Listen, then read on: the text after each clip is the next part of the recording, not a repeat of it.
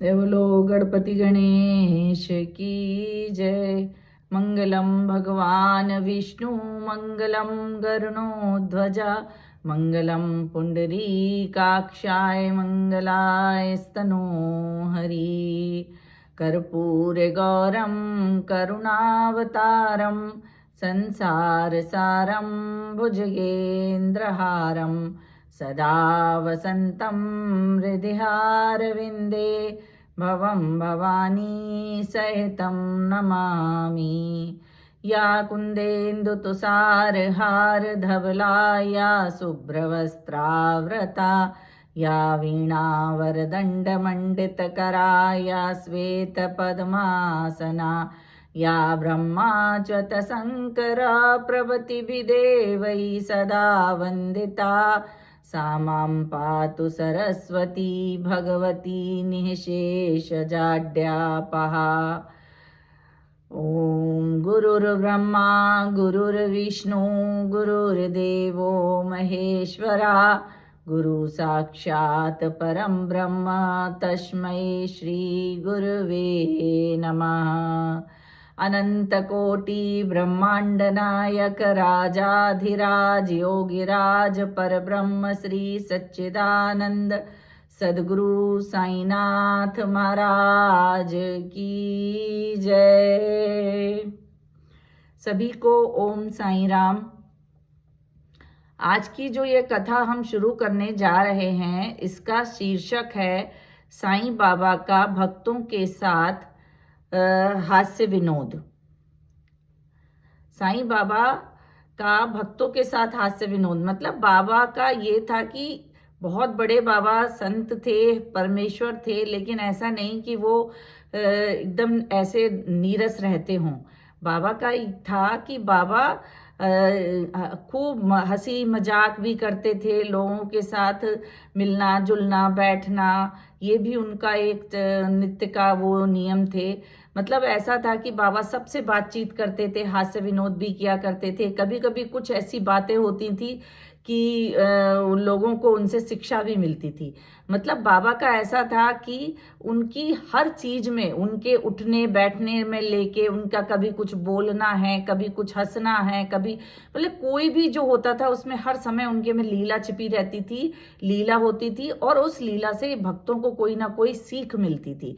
तो ये जो आज का हम जो टॉपिक ले रहे हैं कि बाबा का हास्य विनोद, भक्तों के साथ हास्य विनोद, तो इसमें भी जो भी बाबा की ये लीलाएं हैं ये हंसी हंसी में बाबा के द्वारा की गई हैं, लेकिन उनमें भक्तों को कुछ ना कुछ सीख दी गई है, कोई ना कोई उसमें शिक्षा है जो कि हम भक्तों को उनसे सीख लेना चाहिए और उनको अपने जीवन में अमल में लाना चाहिए, उनको प्रयोग करना चाहिए।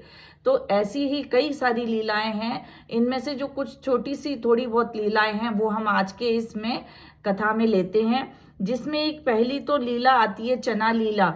मतलब एक क्या था कि एक बार जो ये हेमाड़ पंत हैं जिन्होंने ये साईं सचरित्र लिखा है, ये जो हेमाड़ पंत थे इन्हीं ने अपनी एक लीला इसमें लिखी है। उस समय क्या था कि रविवार के दिन क्या होता था, एक बहुत बड़ी हाट लगती थी।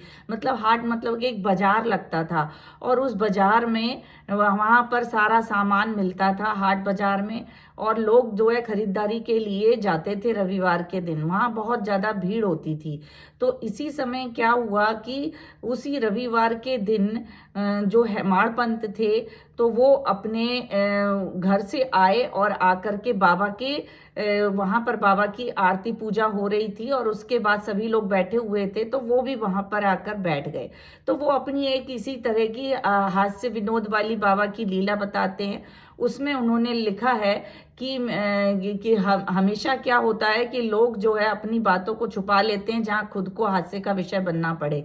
लेकिन हेमाड़ पंत बोलते हैं कि मुझे तो बहुत ही खुशी हुई कि मैं भले ही उसमें हास्य का विषय बना लोगों के लिए, लेकिन उससे बाबा ने जो हमें शिक्षा दी वो हमारे जीवन के लिए अनमोल थी और जिसको हमने अपने जीवन में लाया।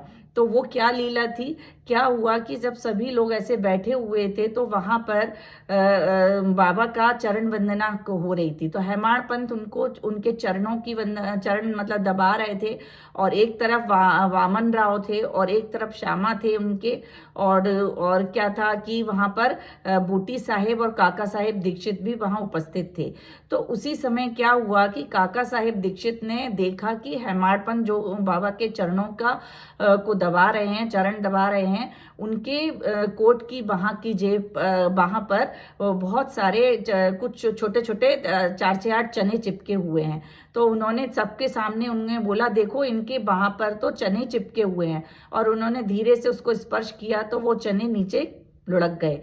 और ये जब लुढ़के तो सबका ही ध्यान उनकी तरफ चला गया।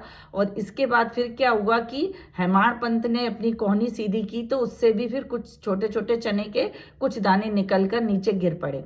तो सभी का ध्यान उधर गया, सभी लोग खूब जोर से हंसने लगे कि आज तो ये पता नहीं कहाँ से इस तरह से खाते हुए आ रहे हैं कि इनके पूरे कोट में भी चने चिपके हुए हैं।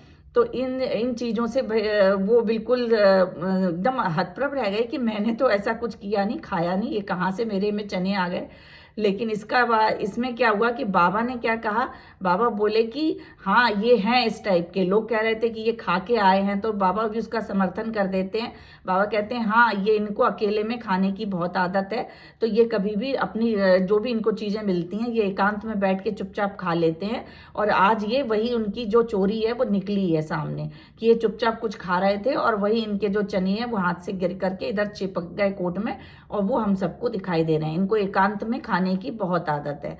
तो वो बोलने लगे, हेमाड़ पंत अरे देवा आप ऐसे कैसे कह रहे हो, मैं तो आज ना पूरे दिन में कहीं सुबह से कहीं गया भी नहीं हूँ, मैं बाजार भी नहीं गया हूँ और ना मैं कहीं गया, मैं घर से सीधे आ रहा हूँ, मैंने आज तो चने भी नहीं खाए हैं, और पता नहीं ये कहाँ से आ गए और आप कैसे कह रहे हैं मुझे एकांत में खाने की आदत है।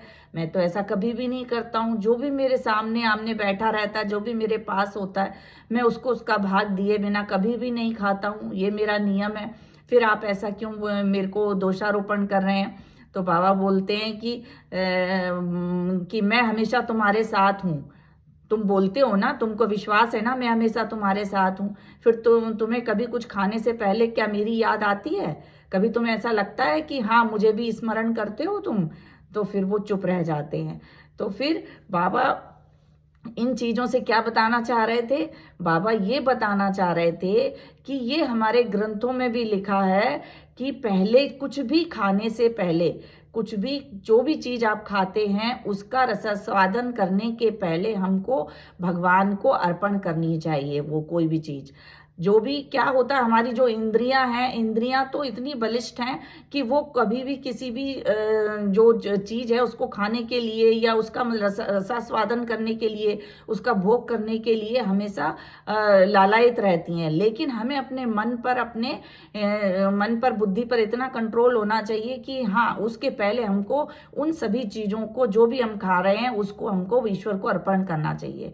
इससे क्या होता है? इससे ये होता है कि इससे आसक्ति कम हो जाती है उस चीज के प्रति। ये एक नियम है, ये हमारे ग्रंथों में लिखा है कि कभी भी कुछ भी खाने से पहले यदि हम ईश्वर को अर्पण करते हैं तो उसका जो भोग होता है, मतलब उसका ईश्वर को अर्पण करने से जो उसका उच्छिष्ट होता है वो हम खाते हैं, तो वो हमारे अंदर एक अच्छी पॉजिटिव एनर्जी भी लाता है। वो एक प्रसाद के रूप में बन जाता है, जो हम खा रहे हैं वो प्रसाद के रूप में बन जाता है और उससे हमको पॉजिटिव एनर्जी मिलती है और हमारी जो इंद्रियां हैं वो उस चीज के प्रति आसक्त नहीं होती, क्योंकि उसका जो आसक्तपना है वो बाबा की तरफ ही चला जाता है। मतलब हमने यदि उनको अर्पण किया तो वो बाबा की तरफ चला गया, अपने इष्ट की तरफ चला गया। तो वो जो हमारी इंद्रियां हैं जो उस चीज के लिए, मतलब आसक्त होने का मतलब कि कई लोगों में जैसे ऐसा होता है कि खाने की बहुत ज्यादा इच्छा होती है, मतलब हर पल उनको पूरा समय ध्यान ही रहता है, अभी ये खा लो, अभी ये कर लो, अब वो कर लो, पूरे टाइम। मतलब या कोई भी चीज है, मतलब ये तो केवल खाने का उदाहरण है, कोई भी चीज है, बाबा कहते हैं कि हमें अपने क्रोध, लोभ, मोह और जो भी हमारे अंदर अहंकार, इन सब चीजों को भी गुरु को अर्पण कर देना चाहिए, हमें अपने इष्ट को अर्पण कर देना चाहिए। तो इसको मतलब अर्पण करने से हमारी जो भी वो चीज है वो हमारे ऊपर उसका प्रभाव कम हो जाता है, वो हमारे ऊपर प्रभाव नहीं होता। जैसे मान लो कभी हमें कोई क्रोध आया, मतलब अर्पण करने का विधि कैसे मतलब है वो मैं बता रही हूँ। जैसे कभी मान लो कोई चीज ऐसी कोई घटना हुई और आपको बहुत क्रोध आया, तो आप क्या करेंगे, उस क्रोध को तुरंत उसको व्यक्त ना करो, तुरंत उसमें साईं नाम लेने लगो, बाबा को याद करने लगो, बाबा का स्मरण करने लगो, उनका नाम लेने लगो। तो समझो कि वो जो क्रोध है आपने बाबा को अर्पण कर दिया। या कभी अर्पण करने से क्या हुआ कि आपके मन से जैसे ही आपने उनका नाम लिया तो बाबा की एनर्जी हमारे अंदर आई। नाम में बहुत एनर्जी होती है, तो जैसे ही वो एनर्जी हमारे अंदर आई तो हमारे अंदर का जो क्रोध है उसको वो शांत कर देती है। क्रोध भी एक अग्नि है, और राम नाम क्या है, एक शीतल पेय है, एक शीतल है। राम नाम में एक बहुत शीतलता है। तो जैसे हम राम नाम लेते हैं तो हमारे अंदर जो एनर्जी पॉजिटिव आती है वो हमारे अंदर की जो नेगेटिव एनर्जी क्रोध की है, लोभ की है, मोह की है, इन सब चीजों को वो शांत कर देती है। इसलिए हमेशा हमको कभी भी ऐसी परिस्थिति में हम यदि फंस रहे हैं कि हमको मतलब ऐसा लग रहा है कि हम बहुत ज्यादा लोभ में आ रहे हैं, हमको कई बार ऐसा होता है, हमें एहसास हो जाता है कि हमें लालच आ रहा है, किसी चीज का कुछ आ रहा है, तो भगवान का नाम लेने लगो, तुरंत ही ईश्वर का नाम लेने लगो। कभी किसी चीज में ऐसे फंसे हुए हैं कि लग रहा है कि नहीं हम इससे कैसे बाहर निकलेंगे, तो तुरंत ईश्वर का नाम लेने लगो, वो आपकी मदद करेगा। तो ये ईश्वर की ओर मोड़ देने का मतलब यही होता है कि जो भी हमारी इच्छाएं हैं, जो भी कभी कभी बहुत ज्यादा इच्छा प्रबल होती है, कभी जैसे हम मार्केट गए, कभी कहीं गए, कोई चीज खरीदने का इतना ज्यादा मन है हमारे पास और हमको लगता है हमारा बजट बिगड़ जाएगा, हम इतने सारे पैसे मतलब हमारे चले जाएंगे, लेकिन हमारा मन नहीं मान रहा उस चीज को लेने के लिए। तो उसका कंट्रोल करने का है कि थोड़ा सा मन को समझाने के लिए आप आपके जो इष्ट है उनका नाम लेने लगो, धीरे धीरे देखना आपके मन से वो चीज एकदम से कम हो जाएगी। क्योंकि ये चीज जो है, इन चीजों को धीरे धीरे प्रैक्टिस से ही लाया जाता है। तो ये बाबा ने एक विधि बताई है साईं सच्चरित्र में, जो बताया गया है ये छोटी छोटी चीजें हैं, इनको यदि हम अपने एक छोटी छोटी विधियां हैं, इनको यदि अपने जीवन में हम लाएंगे तो हम बहुत कुछ मतलब अपने जीवन को चेंज कर सकते हैं। तो कई बार जैसे क्रोध आ रहा है, लोभ आ रहा है, मोह है, अहंकार है, अहंकार तो बहुत बुरा होता है। अहंकार मतलब किसी भी चीज का अहम, कि मैं हूं कुछ, वो वाली जो चीज होती है ना, वो चीज है। यदि कभी ऐसा मन में लगे और आपको जो साधना पथ पे चलते हैं, जो भक्ति पथ पे चलते हैं, उनको तो हमेशा एहसास हो जाता है कि हम कहीं कुछ गलत कर रहे हैं, और यदि वो गलती का एहसास है तो तुरंत अपने इष्ट का नाम लेना चाहिए। और जैसे ही आप इष्ट का नाम लोगे, आप तुरंत ही उस चीज से बाहर आने के लिए तैयार हो जाओगे। मतलब तो कभी भी ऐसा हो तो आपको तुरंत करना है। और खाने का भी है, कभी भी कुछ भी खाओ, आपने कुछ भी खाना है तो जैसे ही आपको खाने का मन हुआ, आप तुरंत, मतलब ये जरूरी नहीं है कि उसमें से खाने के लिए लोग क्या करते थे, पहले प्रार्थना करते हैं। जैसे पहले हमें छोटे में सिखाया गया था, गुरु ब्रह्म, वो क्या बोलते हैं, एक वो सिखाया गया था, मंत्र सिखाया गया था, मैं नाम ही भूल रही हूँ, वो मंत्र सिखाया गया था, खाने के पहले करते थे। और उसके बाद वो करने से क्या होता था कि उन्होंने बताया था कि भगवान को अर्पण करना है, लेकिन उसमें कौर को तोड़ के रखते हैं, ये सब करने की भी जरूरत नहीं है। केवल आप स्मरण ही करो, स्मरण ही अर्पण करने की विधि है। साईं ने बोला है कि केवल स्मरण करना ही अर्पण करने की विधि है। आप जैसे मान लो खाना खाने बैठे हैं, तो ये जरूरी नहीं कि उसमें से एक एक कौर तोड़ो और फिर ऐसे भोग लगाओ और ये करो। कर रहे हैं तो अच्छी बात है, यदि आप करते हैं तो ये कोई गलत नहीं है, अच्छी बात है। पर यदि मान लो ऐसा है कि बहुत तेज भूख लगी है, अब इतना सब करने की नहीं है, तो बस बाबा का नाम याद कर, ओम साईं, साईं आ जाओ आप भी भोजन करो साईं, और बस नमस्कार किया और लो अपने खाना खाने स्टार्ट कर दिया। इतना भी यदि आप कर रहे हैं तो समझो कि वो जो आपका खाना है वो प्रसाद बन गया, और प्रसाद बन गया मतलब वो ईश्वर का उच्छिष्ट हो गया। और वो उच्छिष्ट यदि हम खाते हैं तो वो हमारे अंदर एक पॉजिटिव एनर्जी लाता है, हमारे अंदर भक्ति और वैराग्य को बढ़ाता है, भक्ति बढ़ती है। भक्ति जैसे से भक्ति बढ़ती है वैसे वैसे हमारे अंदर जितनी भी खराब एनर्जी है, खराब जो हमारे अंदर के विचार हैं, वो सब दूषित विचार निकलते जाते हैं। तो इसीलिए बाबा ने हमेशा इन चीजों के लिए बोला है, और ये लीला जो है यही सिखाने के लिए की गई थी कि कभी भी हमको एकांत में नहीं खाना चाहिए। एक तो कई लोगों की आदत होती है कि घर में कई लोग हैं, कोई अच्छी चीज आई चुपचाप बैठ के खा लो, अकेले खा लो, ये भी नहीं करना चाहिए। हमेशा जो भी आपके आसपास है उसको कुछ ना कुछ जो भी आप दे सकते हैं उसमें से थोड़ा हिस्सा सबको देना चाहिए, और उसके बाद खुद बैठ के खाओ और ईश्वर को अर्पण करके खाओ। तो ये हमको शिक्षा देने के लिए बाबा ने ये लीला की थी। इसके बाद इसी में एक लीला जो है वो इसी से रिलेटेड एक क्या थी, सुदामा की लीला भी है, जो हमने इसमें भागवत में भी आती है कि श्री कृष्ण और सुदामा जी जो थे, ये साईं सच्चरित्र में भी ये सुदामा वाली जो पूरी लीला है, मतलब कथा है, ये इसमें दी गई है साईं सच्चरित्र में। बाबा ने भी बताया है कि एक बार क्या हुआ था कि श्री कृष्ण और बलराम जी दोनों जन जंगल में लकड़ी काटने के लिए गए और उनके साथ सुदामा जी भी गए थे। तो वहां पर पानी बहुत गिर रहा था और ठंडक बहुत ज्यादा हो रही थी। तो ये लोग लकड़ी काटते काटते बहुत ज्यादा थक गए, फिर एक पेड़ के नीचे आकर के बैठ जाते हैं। और सुदामा जी को क्या था कि उनकी जो संदीपनी ऋषि की जो पत्नी थी, उन्होंने गुरु माँ ने कुछ थोड़े से चने भी दिए थे कि जाओ तुम तीनों बैठ करके तुम लकड़ी काट के लाओगे तो तुम्हें भूख लगेगी, तो तीनों बैठ के खा लेना। तो वो फिर लेके आए थे, लेकिन कृष्ण को और बलराम जी को ये सब पता नहीं था। तो जब ये लोग आराम से उसके नीचे, पेड़ के नीचे बैठ जाते हैं और बैठ के जब कृष्ण भगवान है ना उनके सुदामा के गोदी में सिर रखते हैं, तो तुरंत ही प्रगाढ़ निद्रा में मग्न हो जाते हैं। और यहाँ पर सुदामा जी जो होते हैं वो क्या करते हैं, धीरे धीरे थोड़े थोड़े चने निकाल के खाने लग जाते हैं, और बलराम जी भी सो जाते हैं। तो उनके खाने की आवाज से कड़कड़ की आवाज आती है, तो कृष्ण जी पूछते हैं कि अरे सुदामा तुम क्या खा रहे हो? तो वो बोलते हैं अरे यहाँ पर खाने को है ही क्या, मैं तो शीत के मारे, सर्दी के मारे कांप रहा हूँ, उससे ही मेरे दांत कड़कड़ कर रहे हैं। तो उन्होंने उनको झूठ बोल दिया।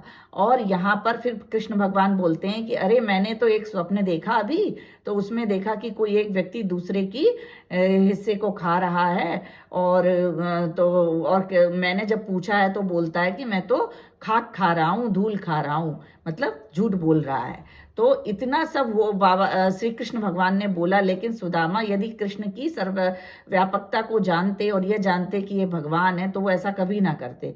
वो तो केवल ये समझ रहे थे कि ये तो हमारा दोस्त है ना, हमारा मित्र है, इतना ही वो समझते थे। वो उनकी इतना नहीं जानते थे कि ये परमेश्वर हैं।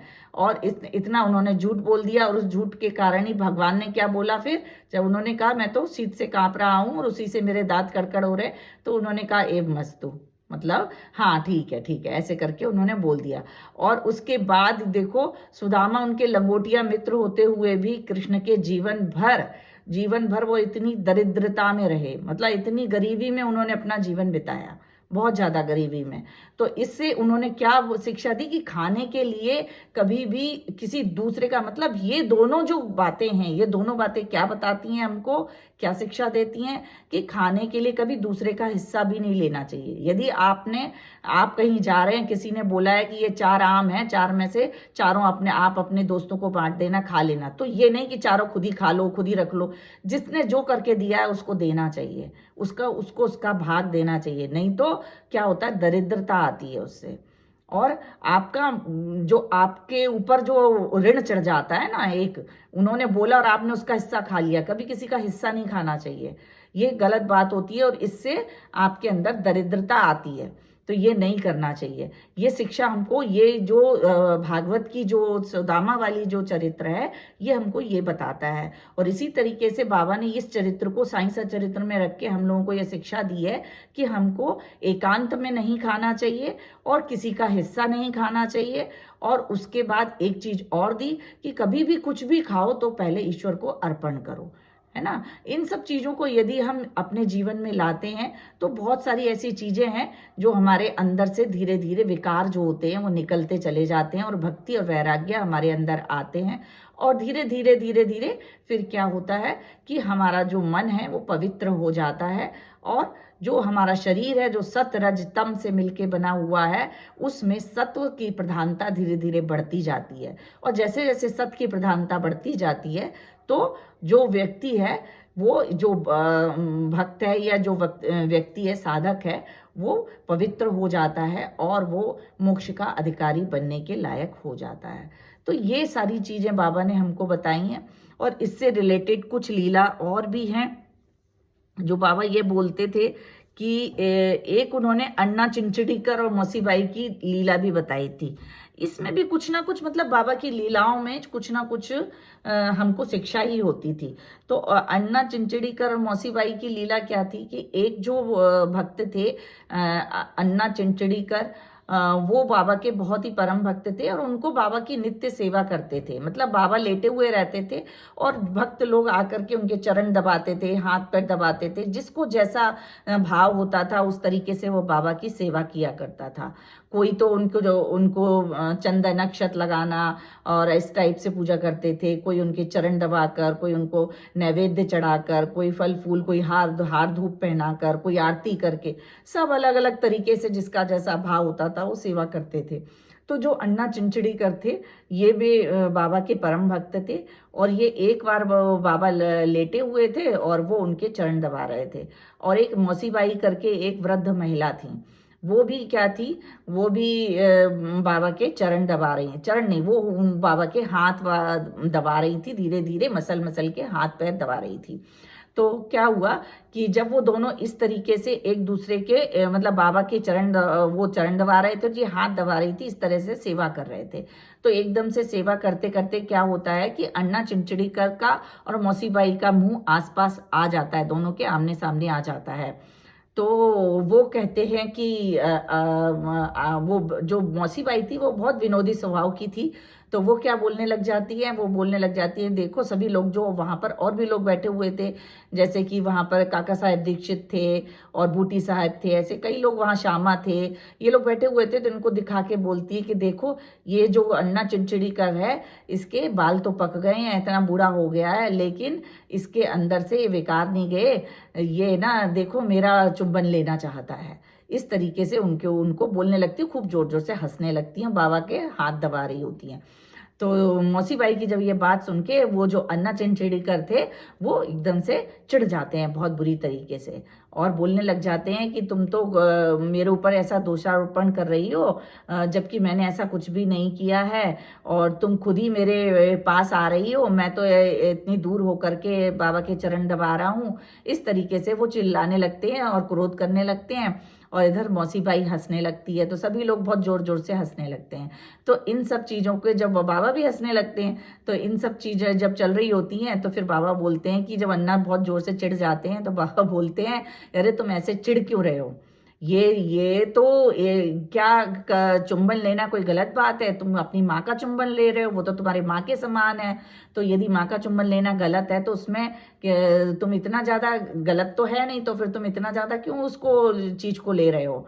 तो उनको वो समझाते हैं और उस चीज़ से फिर वो अपना मन में संतोष हो जाता है उनको और वो मान जाते हैं। मतलब ये जो है वहाँ पर हंसी विनोद चल रहा था और उस चीज़ को बाबा शांत करते हैं, शांत करके उनको बोलते हैं कि देखो कोई भी चीज़ को समझने का, और मतलब ये जो लीला है, इस लीला का जो अंदर का ध्येय है वो क्या है, अंदर का ध्येय ये है कि कभी भी किसी भी चीज़ को सामने वाला किस तरीके से ले रहा है, उसको, उसकी बात को समझकर हमको उसको शांत करना चाहिए माहौल को। यदि वो दोनों लड़ने लग जाते इतनी सी बात पे तो माहौल गर्म हो जाता और बेमतलब की लड़ाई हो जाती। लेकिन बाबा ने उसको शांत किया और शांत करके बाबा ने एक अलग ही प्रोस्पेक्ट दे दिया, मतलब अलग ही उनको बता दिया कि देखो हमको एक रिश्ता उन्होंने बना दिया कि मौसीबाई जो है वो भी काफ़ी वृद्ध थी। तो उन्होंने कहा मौसीबाई तो एक माँ के समान है, माँ का बच्चा जो होता है अपने माँ का चुंबन लेता है, तो यदि तुमने वो ले भी लिया, वो कह भी रही है, तो उसमें क्या दिक्कत है। तो इस तरीके से उन्होंने दोनों को समझाया और इस तरीके से बाबा का जो हास्य विनोद है, ये छोटी छोटी लीलाएं इसमें दी गई हैं जो शिक्षा भी देती हैं। और ये भक्तों को वहां पर जो था ये शिक्षा दे रही थी कि देखो कभी भी किसी भी परिस्थिति में हो आपस में लड़ना नहीं चाहिए। कभी कोई भी आए, दो लोग आपस में यदि किसी चीज पर विवाद कर रहे हैं, नहीं समझ पा रहे हैं, तो तीसरे को उसमें से आकर के निकालना चाहिए और शांति स्थापित करना चाहिए। और ये रिश्ते जो हैं आपस में, जो प्रेम संबंध हैं, वो बनाए रखना चाहिए। जो वहां पर जितने भी लोग बैठे थे सब एक दूसरे से प्रेम करते थे, बाबा से प्रेम करते थे। तो सभी एक दूसरे के रिश्ता ऐसे खून का ही रिश्ता हो वो जरूरी नहीं है। ये एक दूसरे से यदि हम ऐसे प्रेम से भी संबंध बना लेते हैं तो वो भी बहुत अच्छे होते हैं।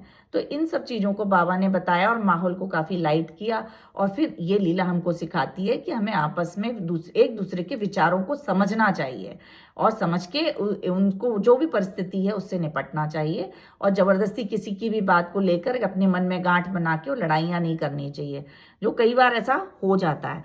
इसी तरीके से एक और था कि बाबा की एक चीज़ और थी कि बाबा की भक्त परायणता थी। मतलब बाबा क्या था कि कभी कोई भक्त यदि कुछ कर रहा हो, उनका क्या मन रहता था बाबा का कि कभी कोई कुछ कर रहा है तो दूसरा उसमें टोके ना। मतलब कुछ चीज़ें थी वो बाबा को बिल्कुल पसंद नहीं थी। जैसे कि बाबा को एक चीज़ ये पसंद नहीं थी कि कोई जो है बाबा के बारे में 10 चीज़ें पूछो किसी और से। वो ये कहते थे मैं यहाँ पर हूँ तो मैं ही खुद बताने के लिए सक्षम हूँ। जो भी तुमको प्रॉब्लम्स हैं वो मेरे पास आओ और मैं तुमको सब चीज़ बताऊंगा, सॉल्व करूंगा तुम्हारी प्रॉब्लम। तुम इधर उधर क्यों भटकते हो? एक तो इस चीज़ से बाबा चिढ़ जाते थे। जैसे कि वहां पर एक बार उन्होंने वो चिंदियों की चोरी वाला जो है वो उनके ऊपर लगाई थी। एक चिंदियों की चोरी करके एक कथा है जो हमने बताया था, पहले बताई थी आपको। इसी तरीके से ये थी, ये वाली जो लीला है इसमें भी क्या था कि एक बार मौसी बाई जो है बाबा के जिसी तरीके से हाथ पैर दबा रही थी। मौसी बाई का क्या था कि बहुत ताकत से करती थी, इतनी ताकत से करती थी, हाथ पैर दबाती थी कि बाबा का मतलब जो पैर और पेट और हाथ ऐसे थे कि अंतड़ियां ही निकल आएंगी, इस टाइप से इतना तेजी से दबाना। और बाबा इधर उधर खिसकते रहते थे और बिल्कुल दबा दबा के, मतलब ऐसा बलपूर्वक प्रयोग करके करती थी वो। तो ऐसा दूसरा जो देखने वाला होता था ना, उसको ऐसा लगता था कि ये बहुत ही ज्यादा मतलब कठोर तरीके से बाबा को कर रही हैं, तो इनको मना करना चाहिए। ऐसा करके वो लोग उनको कई बार बोलते भी थे, लेकिन कभी कभी तो बाबा ने छोड़ दिया। लेकिन एक बार क्या हुआ कि जब मौसी बाई इस तरीके से दबा रही थी हाथ पैर, तो जो वहां पर लोग खड़े हुए थे उन्होंने मौसी बाई को बोला कि कृपया माँ इस तरीके से मत दबाओ, बाबा देखो इधर उधर तुम्हारे दबाव के कारण इधर उधर खिसक रहे हैं और इस तरीके से तो उनकी बाहर अंतड़ियां ही निकल आएंगी। तुम इस तरीके से मत करो, उनको चोट लग जाएगी, उनको दिक्कत आ जाएगी। तो ये सब लोगों ने बोला। तो ये जब बोला तो बाबा तो बहुत ही ज्यादा चिढ़ गए। बाबा को बहुत ज्यादा इन चीज से चिढ़ थी कि कोई यदि कुछ कर रहा हो तो दूसरा उसमें टोके ना। वो जो है मैं खुद देख लूंगा कौन कैसा क्या कर रहा है, उनको ये था। तो फिर वो जो है बहुत ज्यादा चिढ़ जाते हैं। अब वो वहां पर एक थोड़ा छोटा जो सटका था ना बाबा का, वो रखा होता है और उस सटके को वो क्या करते हैं अपनी नाभि में लगा लेते हैं और अंदर की तरफ घुसते जाते हैं ऐसे कि ऐसे टर्न होते हैं, जैसे ऐसे लगा के अंदर की तरफ घुसते जा रहे हैं।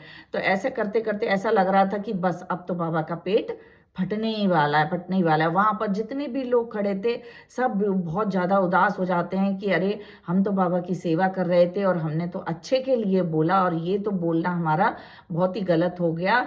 और बाबा तो इतने क्रुद्ध हो गए और उन्होंने अब तो ये अपने को ही इस नुकसान पहुंचाने लगे। अब सभी बहुत परेशान और बाबा को मना कर रहे हैं, लेकिन बाबा नहीं मानते थे और बाबा बहुत गुस्से में हो गए और उन्होंने ऐसे चटके को अपने पेट के अंदर लेते ही जा रहे थे। सभी लोग बहुत ज्यादा चिंता करने लगे। फिर पता नहीं कैसे सभी का बाबा का क्रोध जैसे शांत हुआ और उन्होंने फिर झटका निकाल के फेंक दिया। फिर लोगों की जान में जान आई कि चलो अब तो अच्छा रहा, बाबा ने फेंक दिया।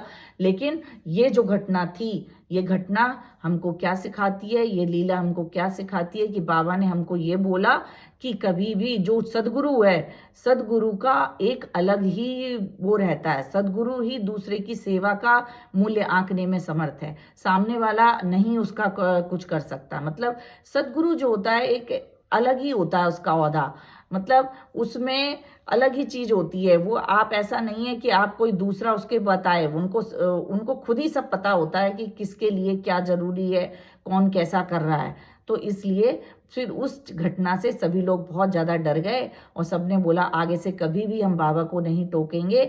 और ये घटना हमें सिखाती है कि कभी कोई सेवा कर रहा हो, कोई किसी तरीके से, कोई सबका अलग अलग ढंग होता है सेवा करने का, सबका अलग अलग तरीका होता है, तो हमें उसको दूसरे को टोकना नहीं चाहिए जो जैसे भी कर रहा है। और सबका जैसे पूजा करने का भी सबका तरीका अलग होता है। हम ये नहीं कह सकते कि आज जो व्यक्ति बहुत घंटी बजा के आरती करके दिया बत्ती करके भगवान को नहला धुला के पूजा कर रहा है वही बहुत अच्छी पूजा है।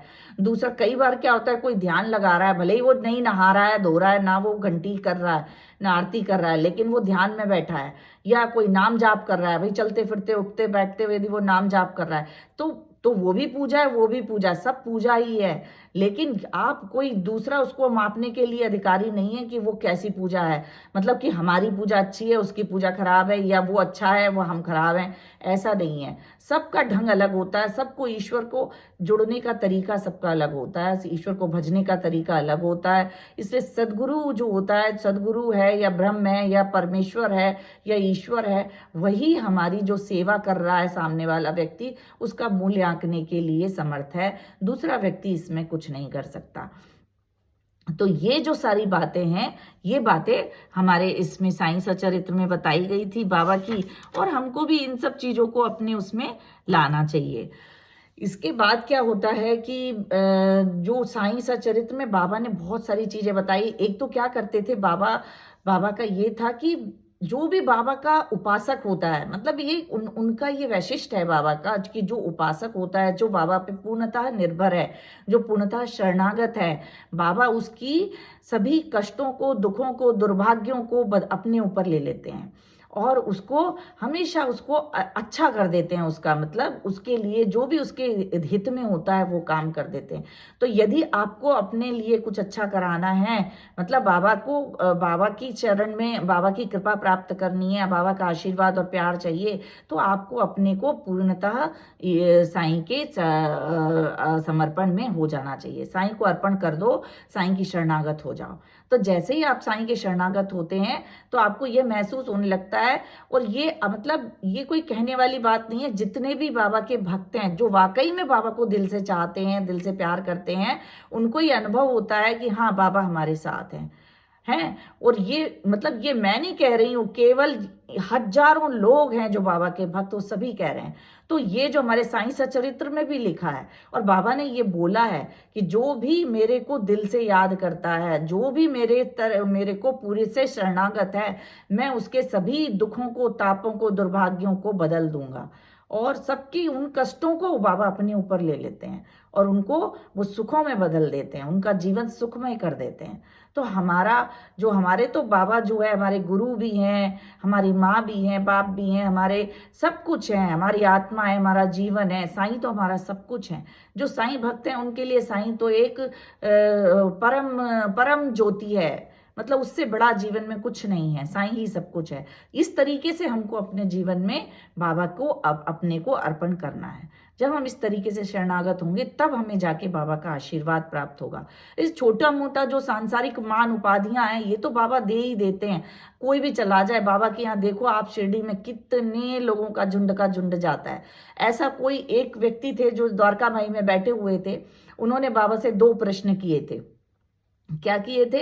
उन्होंने बोला था, एक वहां पर आम का वृक्ष लगा था सामने, तो वो बाबा को इशारा करके बोलते हैं, बाबा ये जो आम का वृक्ष है, इस वृक्ष पे इतना बौर आया हुआ है, क्या ये सभी बौर जो है वो बन जाता है क्या? क्या बोलते हैं, आम का आम बन जाएगा क्या?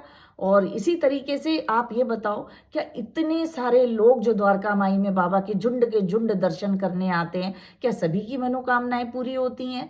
क्या सभी को सब कुछ मिल जाता है? तो ये उस वक्त ने बाबा से पूछा, तो बाबा ने क्या कहा? बाबा ने कहा कि देखो क्या होता है कि ये जैसे आम का ये पेड़ पे जितना बौर देख रहे हो, ये सारा बौर आम नहीं बनता है। इसमें से कुछ जो होता है झड़ जाता है, कुछ जो होता है लगा रहता है तो आधा पका हुआ रहता है फिर गिर जाता है, कुछ जो होता है जो बिल्कुल से आंधी और तूफान और पानी इन सबको सहन करके जो बिल्कुल करके जो पक जाता है, वही फिर आम का रूप धारण करता है। इसी तरीके से बाबा ने समझाया कि जो आप देखते हो कि इतने सारे मेरे भक्त हैं, इन भक्तों में से बहुत से तो ऐसे होते हैं जो केवल सांसारिक मान उपाधियों के लिए मेरे पास आते हैं। उनको केवल यही चाहिए कि बाबा आज मेरी शादी करा दो, बाबा मेरे पास पैसा नहीं है, मेरे को पैसा दे दो। कोई कहता है कि मेरे को नौकरी लगवा दो, कोई कहता है कि मेरे को बच्चा नहीं है, बच्चा दे दो। कि इस टाइप की जो चीज़ों के लिए ही बहुत सारे लोग आते हैं।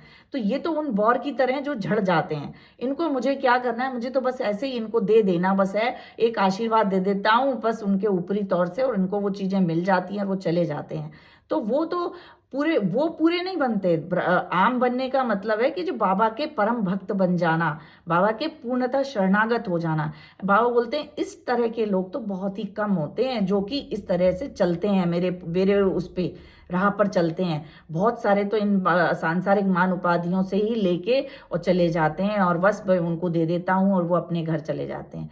थोड़े बहुत कुछ रहते हैं तो वो कुछ समय तक मेरे पे विश्वास करते हैं, उनके काम बनते रहते हैं, तब तक उनका रहता है, तब तक वो रहते हैं। और जैसे ही थोड़ा बहुत उनका समय खराब आया और उनका कुछ काम नहीं बना और वो मुझे छोड़ के चले आते हैं, फिर किसी दूसरी तरफ चले आते हैं। उनकी आस्था डगमग होती है, वो कहीं चले आते हैं, वो कहीं चले आते हैं। इसलिए इस टाइप के लोग जो वो आधे पके हुए बौर के आम के समान होते हैं, जो थोड़ा बहुत पकते हैं, बढ़ते हैं और फिर उसके बाद झड़कर गिर जाते हैं, वो उस तरह के होते हैं। और ऐसे तो बहुत ही कम होते हैं जो कि पूरी भक्तिमय होकर के मेरे को शरणागत हो जाते हैं और पूर्णतः जिनका अंतःकरण मेरे में निवास करता है, मतलब जिनके अंतःकरण में पूर्णतः मैं निवास करता हूँ। इस तरह के लोग तो बहुत ही कम होते हैं, बहुत कम भक्त होते हैं जो कि आम का रूप धारण करते हैं। इस तरीके से बाबा ने ये सब समझाया था।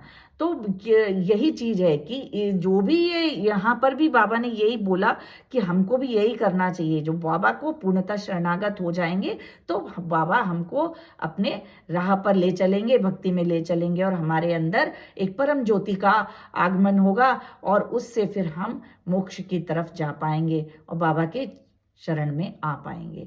तो ये सब चीजें जो है बाबा ने हमको बताई।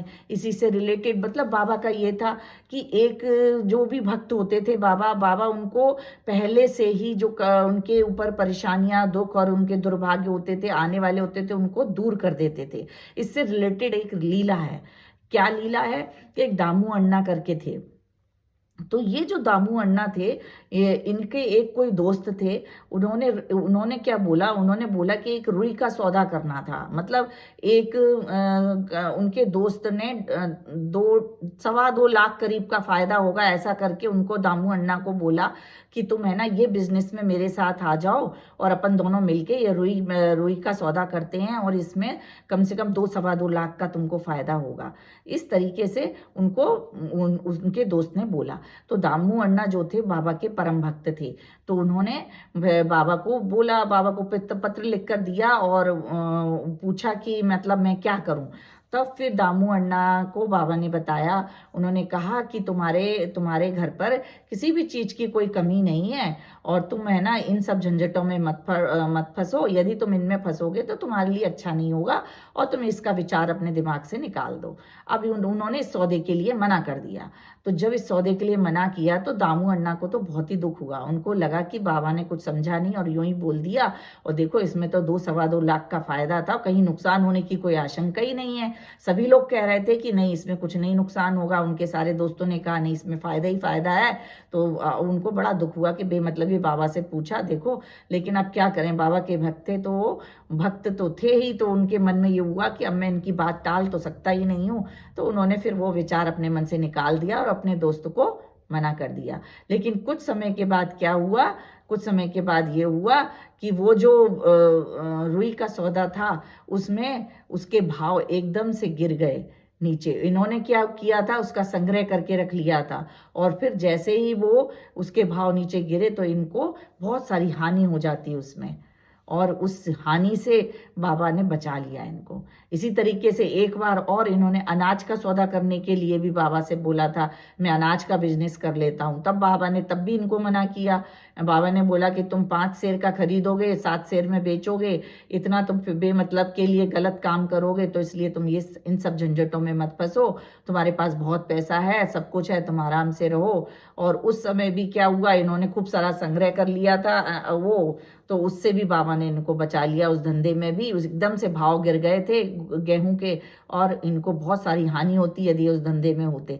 तो ये सारे जो लीला है ये हमको क्या बताती है? ये घटना ये बताती हैं कि बाबा जो है अपने भक्तों की रक्षा करते हैं। आप बाबा पर यदि शरणागत हैं तो वो आपका नुकसान नहीं होने देंगे।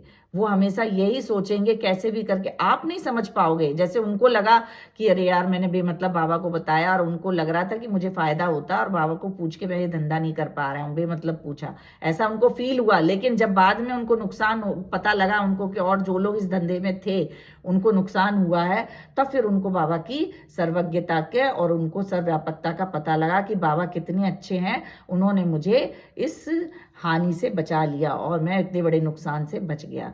इसलिए इन्होंने दामू अण्णा की 2 बार रक्षा की। इस तरीके से उनने उनकी मदद की और उनको नुकसान होने से बचा लिया। तो ये जो बाबा की लीलाएं हैं ये हमको ये बताती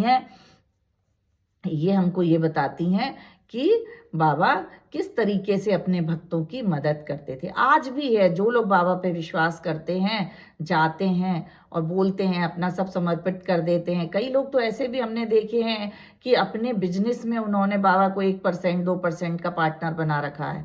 ऐसे भी लोग हैं। अभी मैंने कभी एक उसमें सुना था, सत्संग में सुना था कि वो साईं बाबा के भक्त हैं और उन्होंने अपना कोई बिजनेस चालू किया और उस बिजनेस में 1% का यानी 2% का बाबा को पार्टनर बनाया। तो उनने जितने से बिजनेस स्टार्ट किया था, उससे आज बिजनेस उनका कई 4-5 सालों में उनका 8-10 गुना बढ़ गया। तो बाबा का उन्होंने पार्टनर बनाया, तो बाबा क्या करेंगे, बाबा तो खुद ही उसमें देखते हैं कि कितना उसमें फायदा होना है, तो बाबा फायदा ही कराते हैं, नुकसान नहीं कराते, क्योंकि उनको तो हर चीज का पहले से पता है। तो जब यदि हम कोई भी चीज को यदि बाबा को समर्पित कर दें, बाबा को सौंप दें कि बाबा ये काम है, ये आपको करना है। अब हमें ये पता नहीं है कि इसमें फायदा होगा कि नुकसान होगा, पर आपके जिम्मे है और आपको हम सौंप रहे हैं, आप ही देखो। तो फिर आप ये समझ लो कि उसमें फायदा ही होगा। और यदि वो काम हो रहा है तो कई बार तो क्या होता है कि बाबा नहीं चाह रहे ना, उसमें उन्हें लग रहा है कि इसमें नुकसान है, तो वो नहीं करेंगे वो काम। तो आप समझ लो कि उसमें नुकसान होगा, तभी वो नहीं कर रहे हैं। और यदि कभी फायदा होगा तो वो काम हो जाएगा और खूब फायदा होगा उसमें। तो ये वाली चीज है कि वे विश्वास वाली बात है कि यदि आप बाबा पे विश्वास करते हैं तो वो विश्वास फलता है। आप बाबा क्या किसी भी कोई भी इष्ट हैं आपके, कोई भी गुरु हैं आपके, यदि आप उन पर विश्वास रखते हैं, विश्वास ही है, श्रद्धा और विश्वास ये बड़ी चीज है। यदि आपने विश्वास रखा है तो वही फलित होता है। तो सबसे बड़ी चीज यही है। और बाबा ने हमेशा यही बोला है कि हम पे विश्वास रखो, मतलब साईं पे विश्वास रखो। यदि आप साईं पे विश्वास रखते हो, साईं नाम लेते हो, केवल साईं साईं साईं साईं, तो बाबा बोलते हैं मैं तुम्हें इस भवसागर से पार निकाल दूंगा। तो ये बाबा की ये वचन है। तो इन वचनों को भी हमको ध्यान में रखना चाहिए और हमें पूर्णतः बाबा के शरणागत हो जाना चाहिए। इसी तरीके से कई सारी लीलाएं हैं और मतलब बहुत सारे ऐसे भी लोग थे जो सांसारिक चीजों के लिए बाबा के पास आते थे। उसमें से एक लीला और इसमें दिखाई गई है, जो 25वां अध्याय है साईं सचरित्र का। उसमें बताया गया है कि एक बार जो है बाबा के पास आम का पार्सल आता है और जो आम के पार्सल में से बहुत सारे जो आम निकलते हैं, तो वो आम सारे बहुत ही अच्छे होते हैं। तो बाबा का ये होता था कि जब चीज आ जाती है तो सबको बांट देते थे। तो इसी तरीके से वो जो आम थे वो आए थे, उनमें से उन्होंने 2 आम जो है निकाल के एक दामू अण्णा के लिए रख लिए। और दामू अण्णा जो थे उनकी 3 पत्नियां थी, उनमें से जो है उनने बताया था उनकी 2 पत्नियां हैं। और वैसे बोलते थे कि मतलब इसमें भेद है, कहीं कहीं 3 लिखा है, कहीं 2 लिखा है। तो बाबा ने वो जो 2 आम थे वो दामू अण्णा को दिए। और मतलब बाबा का जो वचन थे वो बिल्कुल फलते थे लोगों को। बाबा ने जो कह दिया वही फल जाता था। वो कभी क्रोध में भी कह देते थे तो वो चीज फलित हो जाती थी। और हंस के बोल दें, क्रोध में बोल दें, या जैसे भी बोल दें, उनके मुंह से जो वचन उच्चारित होते थे वो समझो रामबाण है, वो वही हो जाता था जो वो कहते थे। तो एक बार क्या हुआ कि वो जो आम रखे हुए थे तो उन्होंने 2 आम निकाल करके दामू अण्णा के लिए रख लिए। दामू अण्णा के क्या थे, कोई संतान नहीं थी उनके। तो वो बहुत परेशान रहते थे, बाबा से नित्य प्रार्थना करते थे कि बाबा मेरे को ना संतान हो जाए, किसी तरीके से कुछ करें, मैं आपका भक्त हूँ, ये। और वो बहुत प्रार्थना करते थे। तो एक बार दामू अण्णा को बाबा ने बोला कि तुम ऐसा करो, ये जो है आम लेके जाओ और जाओ और खा लो। तो फिर वो खाने के लिए जाते, बोले तुम नहीं, कोई मांगने लगता है आम, हाँ कोई आम मांगने लगता है, तो बाबा बोलते नहीं ये वाले आम नहीं, ये तो दामू अण्णा के आम है, उसी को खाने दो, उसी को मरने दो, ऐसा बोल देते हैं। तो वो तो बहुत ज्यादा एकदम डर जाते कि बाबा ने ऐसा क्या बोला। तो फिर लोग उनको समझाते हैं कि बाबा का मतलब ये नहीं है। बाबा का जो भी है, बाबा का तो हमेशा जो शब्द होते थे वो आशीर्वाद स्वरूप ही होते थे, वो किसी को हानि नहीं पहुंचाते थे कभी भी। तो उन्होंने यदि आपको ये बात बोली है तो ये जरूर आपके लिए कुछ फायदेमंद होगी।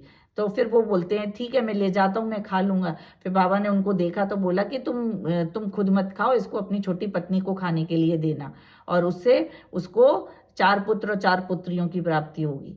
और सच में ऐसा होता है कि वो उनके जहाँ इतने सालों से बच्चे नहीं हो रहे थे, फिर उन्होंने ये आम जो है अपनी छोटी स्त्री को खिलाए तो उसके एक पुत्र हुआ। फिर कुछ सालों में धीरे धीरे उनके आशीर्वाद से उसको 4 पुत्र और 4 पुत्रियां पैदा हुए, इतने सारे बच्चे हुए।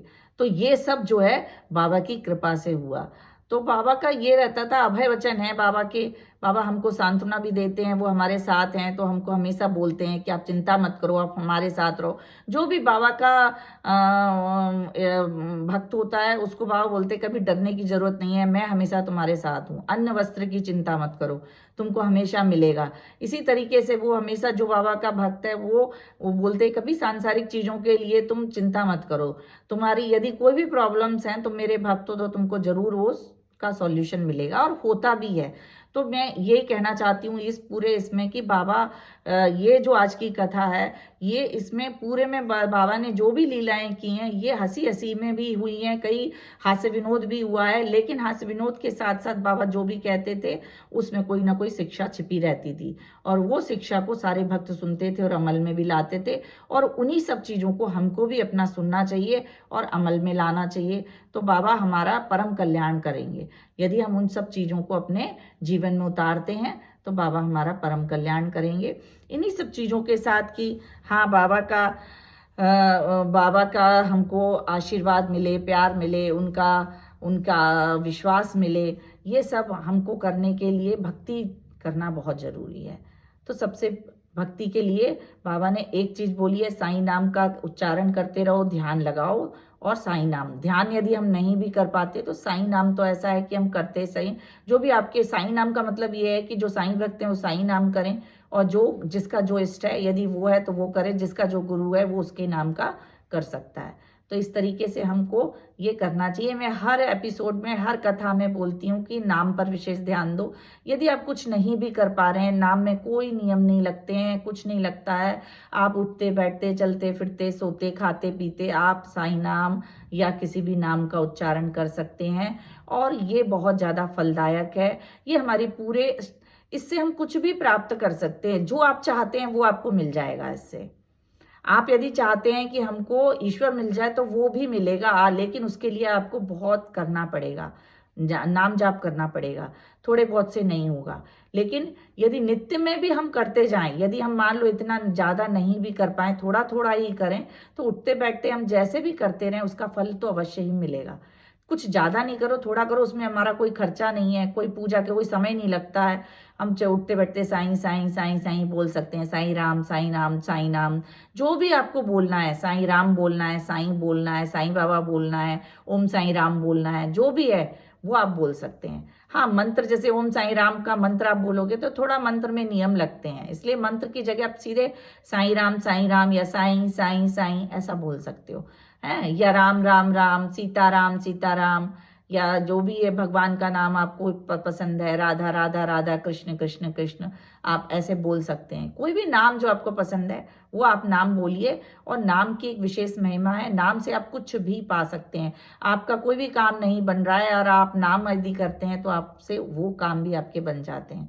ईश्वर को पाने से बड़ा क्या हो सकता है। हमें इस नाम से हमें इहलोक की भी प्राप्ति होती है, परलोक की भी प्राप्ति होती है। मतलब इस लोक की जो हमें चीजें हैं वो भी हमें मिल सकती हैं, और परलोक मतलब जो हमारा आध्यात्मिक लोक है, जो वहां का भी हमें जो चाहिए वो भी हमें सब मिल सकता है। यहाँ तक कि इससे हमें मोक्ष की प्राप्ति भी हो सकती है। तो इसलिए नाम पर विशेष जोर है, और नाम को ही कलयुग केवल नाम आधारा, सुमिर सुमिर नर उतरे पारा। तो कलयुग में केवल नाम का ही विशेष है। तो कलयुग नाम का आप आधार बनाइए उसको अपने जीवन में, और नित्य उससे उसका करते रहिए, जाप करते रहिए। देखिए आपके जीवन में बहुत जल्दी चेंज आएंगे, और जिसकी जो प्रॉब्लम है वो साईं को बोलो, साईं के शरणागत हो जाओ, जरूरी आपके सब काम बनेंगे। तो इन सब चीज़ों के साथ यहाँ पर ये कथा को विराम देते हैं। सब ओम साईं राम का हम जाप करेंगे। ओम साईं नमो नमः, श्री साईं नमो नमः, जय जय साईं नमो नमः, सद्गुरु साईं नमो नमः। ओम साईं नमो नमः, श्री साईं नमो नमः, जय जय साईं नमो नमः, सद्गुरु साईं नमो नमः। ओम साईं नमो नमः, श्री साईं नमो नमः, जय जय साईं नमो नमः, सद्गुरु साईं नमो नमः। अनंत कोटि ब्रह्मांड नायक राजाधिराज योगिराज परब्रह्म श्री सच्चिदानंद सद्गुरु साईनाथ महाराज की जय। सभी को ओम साई राम।